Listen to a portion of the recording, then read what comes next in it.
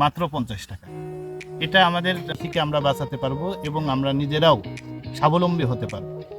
খরচ কমবে, অনেকখানি খরচ কমবে। যেখানে 500 টাকা সেখানে 50 টাকা মাত্র খরচ। আমরা এখানে প্রচুর পরিমাণ আমাদের বাগানে যত পাতা পোতা আছে এবং বিভিন্ন এই যে দেখতে পাচ্ছেন পচা পেয়ারা এবং এই যে দেখতে পাচ্ছেন পেয়ারা, এই পেয়ারার বিভিন্ন পচা অংশ এবং যত পচা পেয়ারা আমরা এটা কুড়িয়ে রাখি এবং এই বাগানের যত পাতা আছে এবং আশপাশ থেকে লতা পাতা আমরা একসাথে মিশ্রিত করে এটা টাইকোডার্মা সমৃদ্ধ টাইকোডার্মা দিয়ে এটা আমরা প্রস্তুত করছি। এটা প্রস্তুত করার কারণে এই এক বস্তা প্রায় 50 কেজি জৈব সার তৈরি করতে আমাদের 50 টাকার মতো খরচ হয়েছে। আমরা বাজারে সাধারণত এক বস্তা জৈব কিনতে গেলে 500 থেকে 550 টাকায় এই জৈব সারটা কিনতে হয়, কিন্তু আমরা 50 কেজি জৈব তৈরি করছি মাত্র 50 টাকায়। এটা আমাদের কৃষিতে একটা চ্যালেঞ্জ।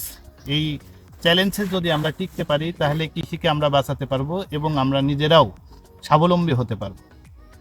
এক কথায় খরচ কমবে, অনেকখানি খরচ কমবে। যেখানে 500 টাকা সেখানে 50 টাকা মাত্র খরচ। আমরা 500 টাকা বস্তার জৈব কিনবো না। আমাদের বাড়িতে যত ময়লা আবর্জনা আছে এবং পাতা পোতা যত রকম আমাদের জঙ্গলের যে বিভিন্ন যে উচ্ছিষ্ট অংশ এবং আমাদের ফসলের যে উচ্ছিষ্ট অংশ এগুলি আমরা রেখে দিই এবং এইগুলি আমরা পচাচ্ছি এবং এটা জৈব আকারে আমরা গাছে প্রয়োগ করতেছি, আপনারা দেখতে পাচ্ছেন। এই জৈব সার তৈরি করতে কতদিন সময় লাগে? এই জৈব সার তৈরি করতে আমাদের মাত্র 30 দিন সময় লাগছে। আমরা এগুলি নিয়ে সম্পূর্ণ মনে করেন যে কোদাল দিয়ে ছোট ছোট করে কুবাই, এর ভিতরে আমরা টাইকোডার্মা দিয়েছি। টাইকোডার্মা দিয়ে এটা আমরা প্রসেস করছি। আপনারা সহজ কথায় একটা কথা শুনে রাখেন যে বাগানে যা উচ্ছিষ্ট যা অংশ আছে, দেখা গেল পাতা, পচা পেয়ারা, বাতিল পেয়ারা, যেগুলো ডাল পুলিং করার পর কেটে ফেলে দেওয়া হয়, সব পচা অংশগুলো যদি একটা গর্তের মধ্যে আলাদা করে রাখতে পারেন, বাদ বাকি বাসার উচ্ছিষ্ট অংশগুলো নিয়ে এসে এক জায়গায় রাখতে পারেন, তাহলে এরকম সহজে জৈব সার তৈরি করা সম্ভব। ঠিক কিনা ভাই? জি জি জি, অবশ্যই। আমরা যদি এই জৈব সার তৈরি করি তাহলে আমরা 50 কেজি জৈব তৈরি করতে আমাদের মাত্র 50 টাকা খরচ হবে।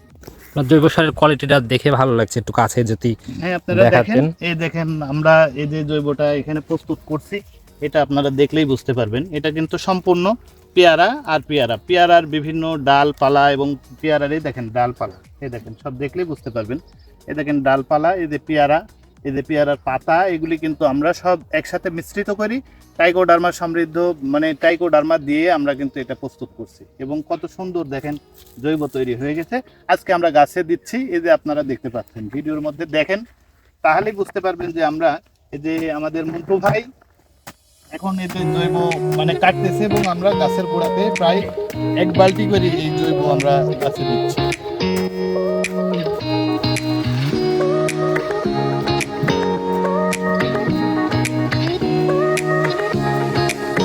আপনি আপনার কাজ করেন।